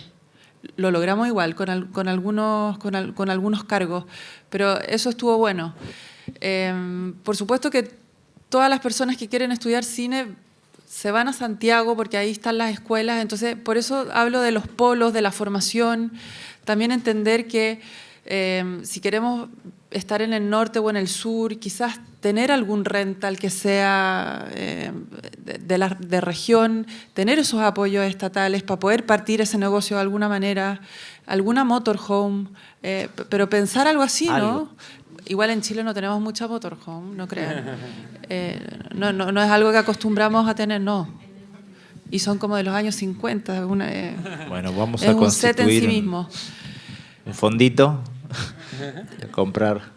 Pero sí, hay un montón de, o sea, si uno lo piensa, hay un montón de negocio, de crecimiento que se puede hacer, que por supuesto no está totalmente ligado al cine tampoco, como se puede expandir. Lo que quiero decir es que no todo tiene que venir del Estado, también tiene que venir de nosotros como productores, como entender dónde está el negocio, cómo lo podemos hacer, crear estos focos. Quizás nosotros deberíamos ir a dar charlas a las regiones, no tengo idea, no sé. El triunvirato de... Pero volviendo a los incentivos, que fue tu pregunta inicial, sí tenemos incentivos regionales, también son menores a los, o sea, a los de Santiago, existen. Ya para ir redondeando, quisiera, antes de abrir un espacio de preguntas para ustedes, hablar un poco de distribución. Y estamos en este momento en pleno Festival de Cine Independiente de Buenos Aires, un festival que, al menos para nosotros, para Rey, fue fundamental en los primeros años para conocer, en ese momento era el Buenos Aires Lab, era un mercado asociado al festival Alba Fisi, que nos sirvió para iniciar nuestra red de contactos internacionales que después, los siguientes 18 años, fuimos desarrollando. ¿Qué importancia les parece que tienen hoy los festivales de cine para el tipo de cine que hacen sus productoras? ¿Siguen siendo plataformas fundamentales desde las cuales se despliegan después esos contenidos o han perdido importancia? Esa es la primera pregunta. Y la segunda es qué importancia tienen en tanto mercado, en tanto punto de contacto con proyectos nuevos, con coproductores, con directores. Creo que, no sé si han perdido importancia, pero han surgido otros lugares donde puedes hacer lo mismo que hacías en un mercado o en un festival. O sea, el objetivo se cumple en otros lugares también. Entonces se diversificó la oferta, por decirlo de alguna manera. Nosotros seguimos yendo a festivales con las películas que logran quedar en festivales. Por supuesto, es muy difícil quedar en una selección oficial o en alguna selección de algún festival que tenga un mercado sólido para poder hacer esas redes, para conocer a talento internacional, productoras internacionales. Desde el lado de Fábula, para nosotros sigue siendo un foco de encuentro importante, necesario, y también darle esa visibilidad a películas, teniendo su estreno ahora en Cannes, por supuesto que es esencial y el puntapié inicial para partir las ventas y la distribución y el viaje de lo que significa esa película en sí. Sí, para nosotros siguen siendo fundamentales los festivales, creo que en dos sentidos, ¿no? Los festivales internacionales creo que son justo lo que ayuda a hacer una plataforma que de otra forma no tendrías acceso como cine independiente, ¿no? O sea, porque estar en la selección oficial, tal cual, de uno de los grandes festivales del mundo, te da una visibilidad que para lograr de otra manera necesitarías gastar una cantidad que simplemente solo está al alcance de los estudios, ¿no? O sea, que son los únicos que tienen un mecanismo de interés, ¿no? y de información tremendo, ¿no? O sea, yo siempre digo, si tú ves lo que puede ser un estudio, puede ser que te enteres de la existencia de una película antes de que se filme un solo fotograma, ¿sabes? O sea, simplemente empiezan, o sea, ve la nueva de Avengers, todo el mundo ya sabe que viene y que existe y quiénes van a ser los actores y no han terminado ni el guión, ¿sabes? Y eso está lejos o sea, eso nadie más lo puede alcanzar. O sea, creo que, recuerdo alguna vez que alguien mencionó lo que se gastó Disney en la distribución de Coco, que era como que creo que era, o sea, en Latinoamérica creo que era todo el presupuesto del Eficine, ¿no? O sea, de producción y distribución se lo gastan solo en promover Coco, ¿no? Entonces es como, es inalcanzable eso, y los festivales justo son una plataforma que compensa, ¿no? Porque en ciertos lugares tienes, mientras ocurre la primera de tu película en festivales como Cannes o Venecia, sí, tienes la atención del mundo en ese momento y ayuda mucho a lanzarlas. Ya no es o sea, ya no puedes simplemente depender de eso para una película, requiere más hoy en día, pero sí es fundamental. Y luego creo que en cuanto ya a los festivales de cine en tu país, creo que para mí son una forma importantísima de acceso a la cultura para el público, ¿no? O sea, porque es la única forma en la que pueden conocer muchas de estas películas, ¿no? O sea, yo pienso, por ejemplo, en el caso del Festival de Cine de Morelia, que para mí es de los mejores festivales de cine del mundo y que fue el primer festival de cine en el que estuve y que fue fundamental en mi carrera, porque de ahí fue que Halley se fue a Sundance. Para mí ese festival lo que ha formado es un público, a lo largo de los más de 20 años que tiene, ha formado un público, ¿no? En la ciudad que conoce mucho de cine, ¿no? Y que está muy enterado de lo que pasa y que siempre son salas llenas, ¿no? Que es lo que digo, si hay acceso, si los precios son los correctos, si se ajustan a la realidad de la gente, el público es muy generoso, ¿no? O sea, a mí cuando la gente me dice, no, nadie va a ir a ver eso, le digo, nadie va a ver eso en las condiciones en las que estamos hoy, de que claro, si le pides a alguien que pague el boleto de una sala comercial con lo caro que es para ver una película que no conocen, de algo que a lo mejor un estilo de cine que nunca han visto, claro que no van a ir. Pero cuando es en el contexto de que esto vas a ir a verlo y te va a costar una cantidad de dinero accesible y normal, cuando el cine solía ser más popular, ¿no? En el acceso, ahí está el público. Yo lo veo en México todo el tiempo. O sea, Ambulante, que es un festival maravilloso y que es algo que es, o sea, que tiene un éxito gigantesco, ¿no? O sea, y dices, ¿quién va a ver cine documental a las salas? Ahí está. Son solo documentales, ¿no? Son solo documentales es itinerante por todo el país y son salas llenas. Entonces, ahí está la demostración, porque el precio es el correcto, ¿no? Entonces, los festivales locales me parecen esenciales, más allá de para las películas, para el público que las paga con sus impuestos, ¿no? Y que son parte de su patrimonio cultural, porque yo insisto mucho en eso, las películas que hacemos son parte del patrimonio cultural de un país y al ser parte del patrimonio tienen que tener acceso, porque es una cuestión ya de derechos humanos. Bueno, gracias. Nos quedamos sin tiempo. Para cerrar, antes de abrir las preguntas, ayer charlando un poco sobre el futuro, nos debatíamos entre una ilusión que parecía un poco ciega y el pesimismo profundo. Capaz hay algo de ser argentino en este momento que tiene que ver con esa emoción, pero les quería preguntar qué sensación tienen ustedes en cuanto a sus compañías y los próximos 5 años. Si ven una oportunidad, si están preocupados, o sea, cómo miran las oportunidades que se vienen en este momento de reconversión. Bueno, pueden no responder. Yo creo que nuestro rubro siempre es incierto. O sea, estamos condicionados por factores que la mayoría de las veces no dependen de nosotros. Entonces es difícil, ¿no?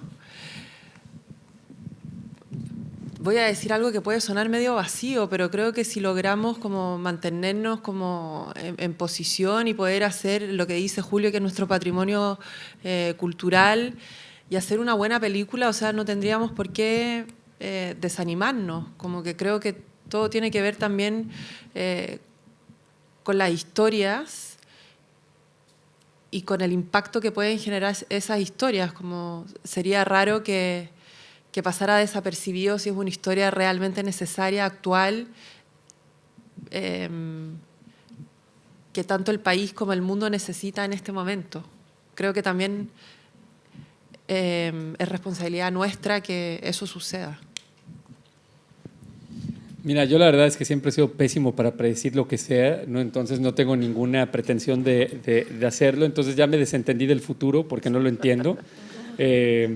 Entonces, eso me da algo de tranquilidad, pero la verdad es que yo lo veo como una cuestión donde creo que lo único que te puedes enfrentar es al día a día, ¿sabes? Y es estar en el día a día de las cosas y estar abierto a las posibilidades de las cosas, porque nunca sabes lo que pueden ser, ¿no? O sea, todos tenemos esta voz que nos dice, tal cual lo que decías, o todo es terrible y es un desastre y es un espanto y para qué salir de la cama, o vamos a conquistar el mundo y vámonos, o sea, corriendo al Everest, ¿no? Y lo vamos a subir así.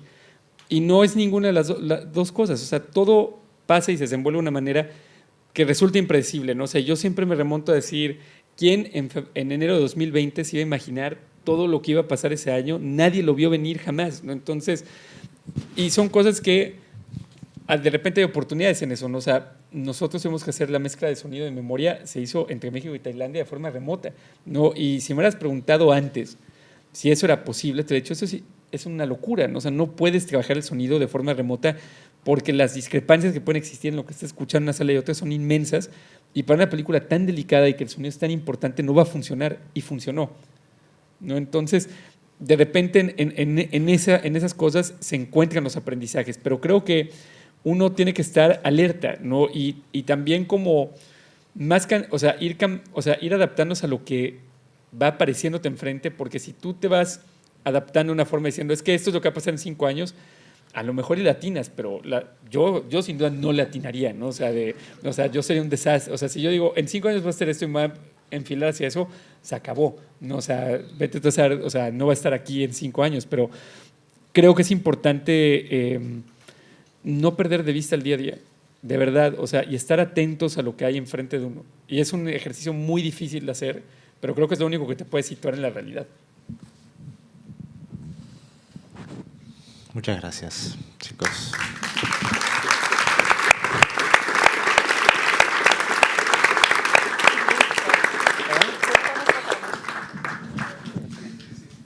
Creo que se pueden hacer algunas preguntas, ¿no?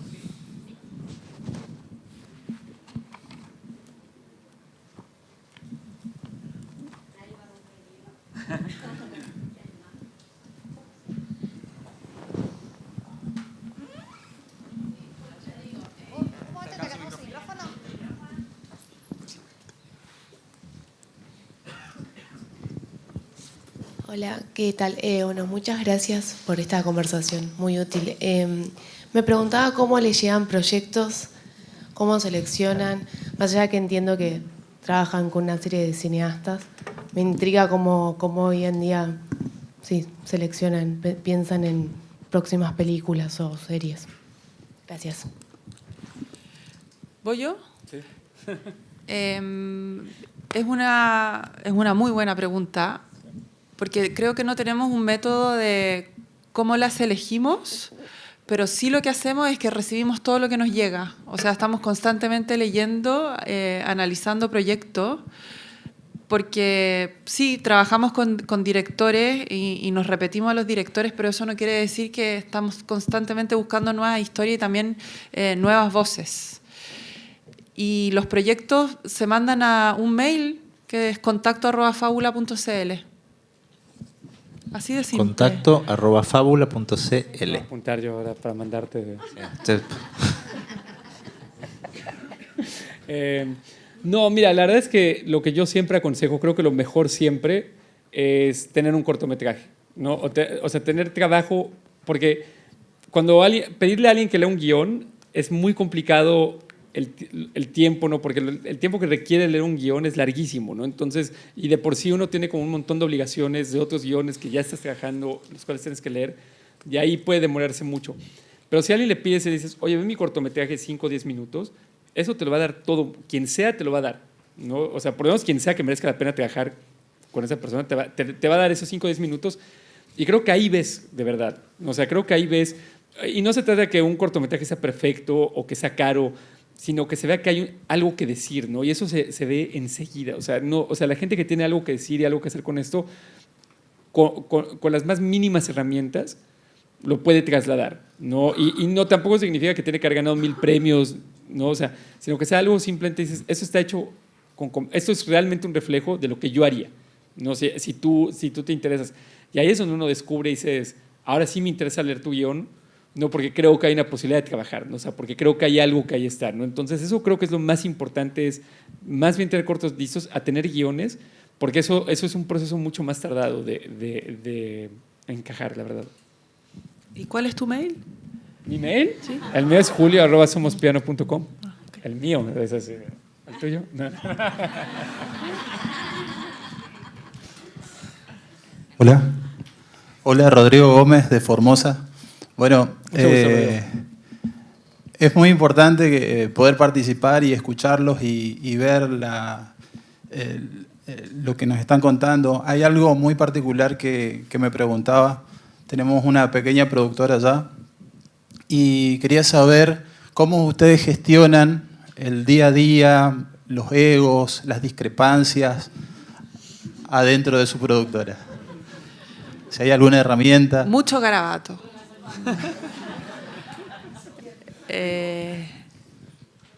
Es una pregunta bien interesante, porque sí, nuestra industria está repleta de egos, esa es la verdad.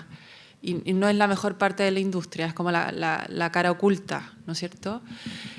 Creo que tiene que ver la respuesta con lo que dijo Julio en una de las primeras preguntas, que es elegir bien a tus socios, al equipo y con la gente con la que quieres trabajar. Porque finalmente es eso, hacer una película son años de trabajo en conjunto, es una relación muy intensa, por supuesto que van a haber discrepancias, porque sería raro que no las hubiesen, pero creo que hay que rodearse de gente en la que uno confía, ser humilde por sobre todo, entender que estamos aprendiendo constantemente. Creo que también hacer una película te da una noción de cómo hacer la siguiente, pero nunca va a ser lo mismo que la anterior, ni la que viene. Y mucha paciencia. Eso. Yo quiero, perdón, Julio, ¿puedo contestar también? Sí, sí. Hubo algo que dijiste, Rocío, me pareció muy preciso, que es esto de que también en este oficio estamos muy expuestos a muchísimas cosas que no controlamos para nada y no tiene nada que ver con nosotros. Hay un correlato, una consecuencia de eso que me parece que es importante aprender temprano, que es que no tenemos verdaderamente ni la culpa de todo lo que nos sale, ni de todos nuestros fracasos, ni somos los dueños de los éxitos. Siempre hay factores externos que terminan definiendo la situación. Y en ese sentido, creo que hay otra característica de esto que hacemos, que se puede definir de muchas maneras, pero que es como un acelere, como una especie de régimen de prioridades alteradas, donde cuando uno está en rodaje, cuando uno está en una situación que, por supuesto, involucra a veces un dinero, que una cifra, un capital, unos tiempos que no tienen nada que ver con la vida cotidiana de uno. Yo, la verdad, me acuerdo, veía los presupuestos de las primeras películas y decía, ¿qué es toda esta plata? O sea, que está en nuestra cuenta, no tiene nada que ver conmigo, me la quiero quedar, no sé, ¿por qué no me queda algo? Al menos mi sueldo, nada. Son contingencias muy trastocadas, siempre falta algo, o tiempo, o plata, o ideas, o alguien, pero algo está faltando. Y ahí es muy fácil hacer cualquier cosa, es como vivir en un estado de emergencia.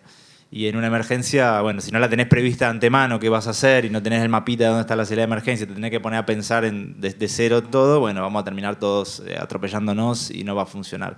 Entonces, para mí no es algo que sabía cuando arranqué, pero en algún momento se volvió importante dentro de Rey, aunque estamos siempre tarde y con una idea de que debemos cosas y atrasándonos, porque hacemos mucho, defender unos momentos, unos espacios de pensarnos, de tener un diálogo abierto en relación a qué estamos haciendo, a qué sentido tiene el uso de nuestro tiempo, ver si estamos verdaderamente haciendo una distribución virtuosa de nuestras capacidades, de nuestro equipo, y tratar de no perder la vista.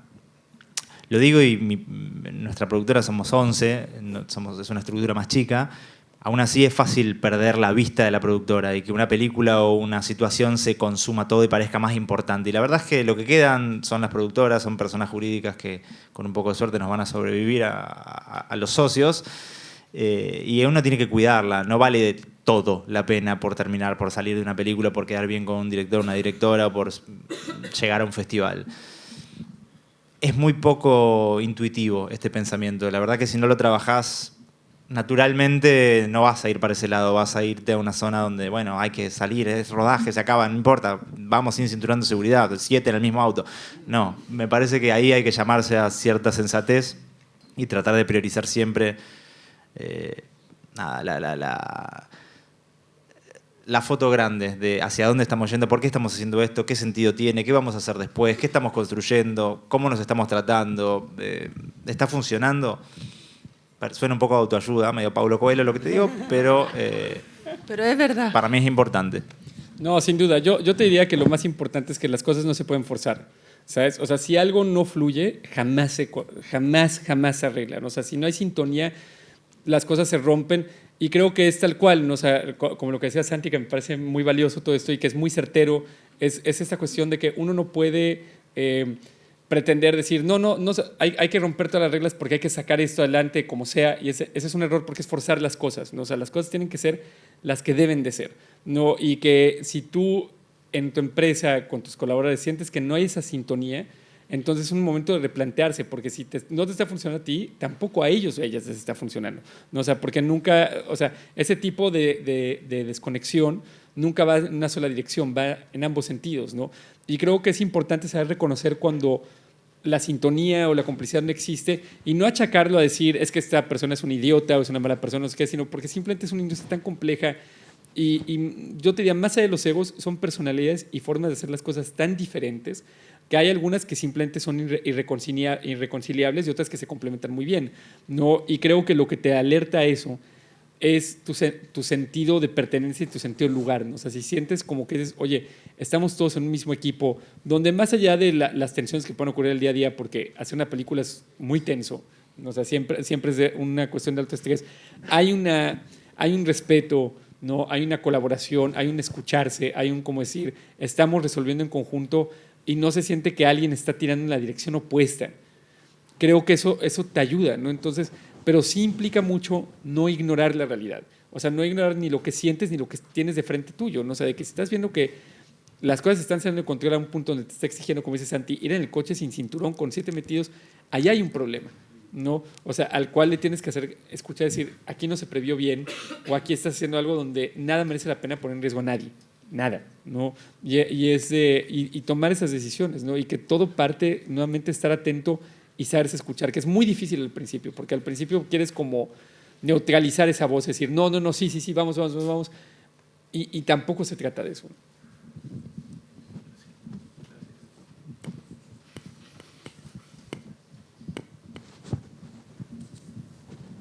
Hay tiempo para una más, 2 más.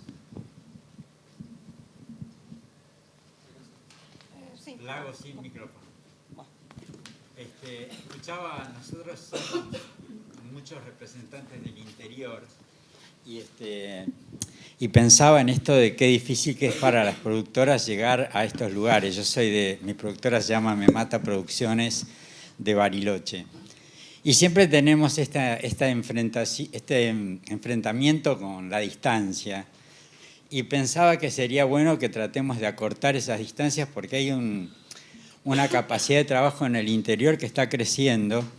Nosotros este año hicimos proyectos con 95% del personal patagónico y creo que eso hay como algo que tenemos que hacer entre todos, de achicar estas distancias, de que se pueda de alguna manera facilitar esto porque tenemos historias para contar en cada lugar y que creo que se está perdiendo.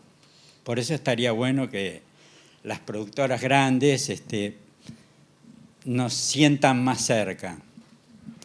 Ahora tenemos el ejemplo de haber estrenado Atrapados y se filmó en Bariloche y la verdad que es una experiencia. No hay persona en Bariloche que no nos hable de Atrapados. Y me parece que está buenísimo que nos acerquemos, que está pasando mucho, que hay mucha gente idónea en el interior con muchas ganas de trabajar.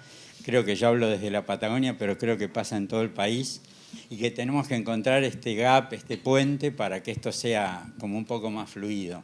Yo te escuchaba hablar de ir a filmar a Chiloé. Chiloé es una maravilla, es una cosa increíble y poder rescatar, no solamente ir a hacer una historia que uno lleva al lugar, sino ir a hacer una historia del lugar.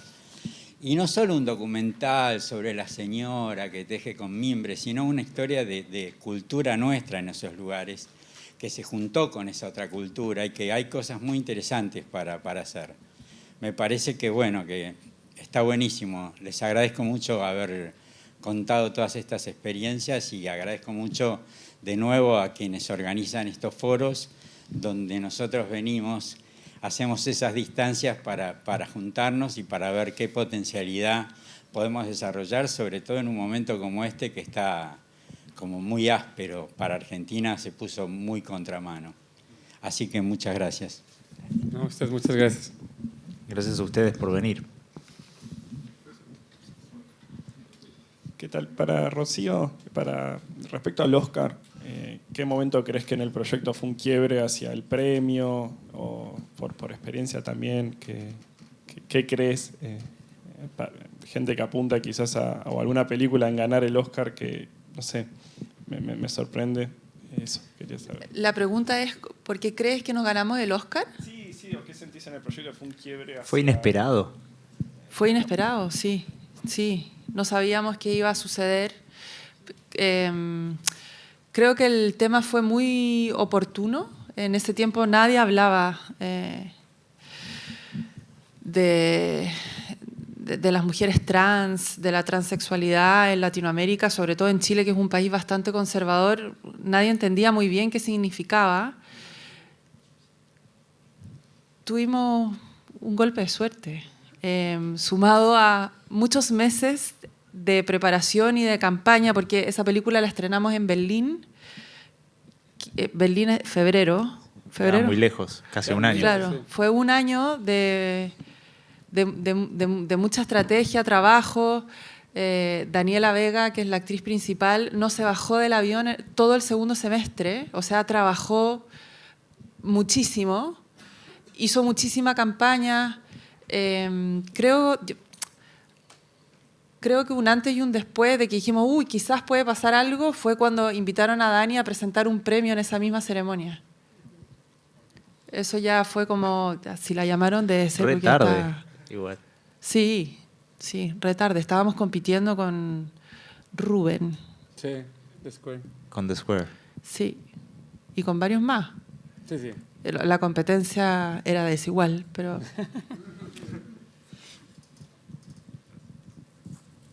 ¿Respondí tu pregunta?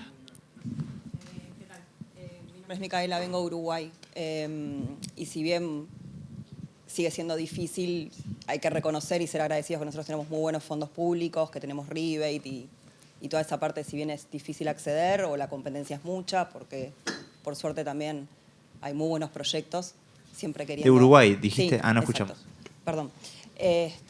Lo que me sigue intrigando, lo que me sigue complicando como productora o donde quiero apuntar ahora es a la parte de distribución.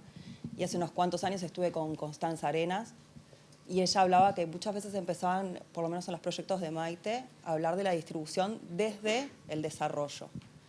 Y bueno, quería saber si ustedes tenían alguna experiencia así, si también trabajaban como desde el principio del desarrollo, estar pensando en la distribución o cómo lo hacen, porque es realmente un escollo a veces. Sí.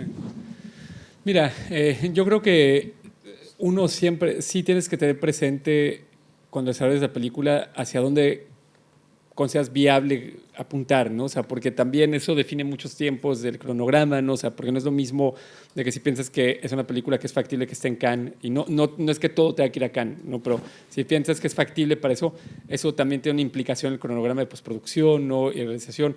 Pero sí implica también, esas decisiones se tienen que tomar con conocimiento, ¿no? Entonces, muchas veces el error es de que hay gente que dice, quiero mandar mi película a Cannes o quiero mandarla a Berlín porque he escuchado estos festivales, pero no se trata de que, y que tampoco es una validación absoluta de la calidad de una película. Lo que son películas que encajan dentro de la programación de ese festival, ¿no? Y cuando esos festivales se han invitado a algo que se sale de esa línea, la recepción ha sido muy dura, ¿no? Y ha perjudicado incluso a grandes directores o directoras. Yo me acuerdo mucho lo que le pasó incluso a Michael Haneke después de Amour, la película con la que volvió a Cannes, la destrozaron, ¿no? Porque era una película que no tenía esa línea realmente, ¿no?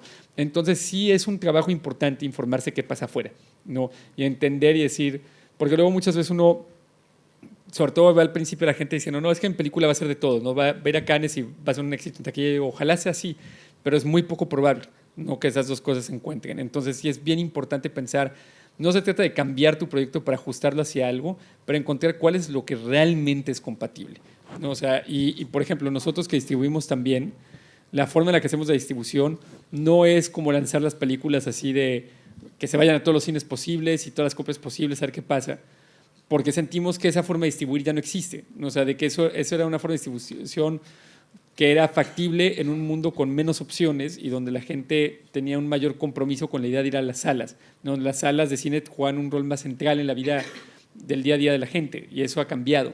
Entonces, para nosotros es muy importante la labor de buscar, no, de analizar y ver en qué salas, realmente individualmente qué salas son donde tienen más opciones de funcionar y encontrar su público, porque también para nosotros hay un tema donde si las salas están vacías, te sacan más rápido de los cines, ¿no? Entonces hay que elegir bien.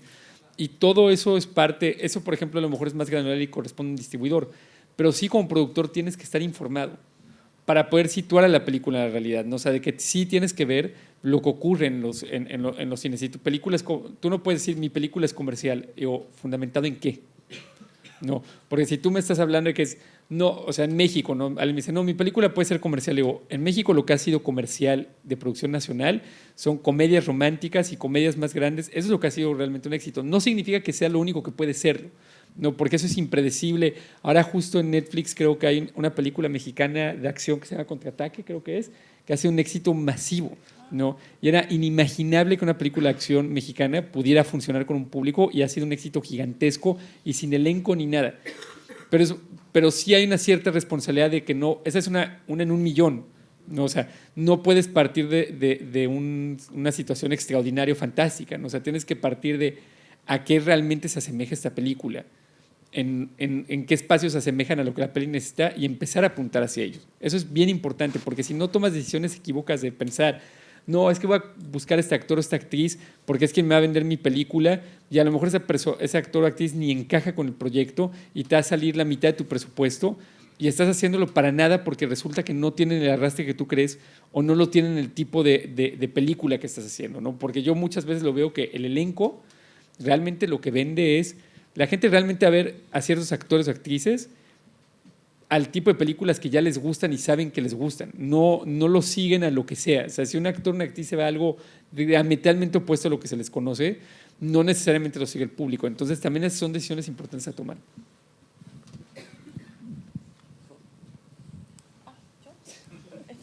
Julio es el experto, pero...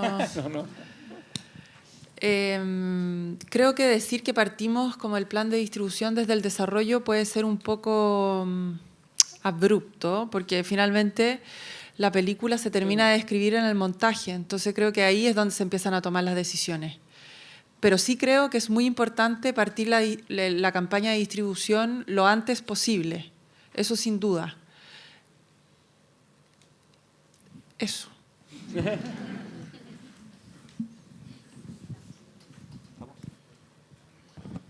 Bueno, ya estamos, de verdad, primero creo que les agradecemos porque han sido muy, muy claros y muy generosos en sus apreciaciones.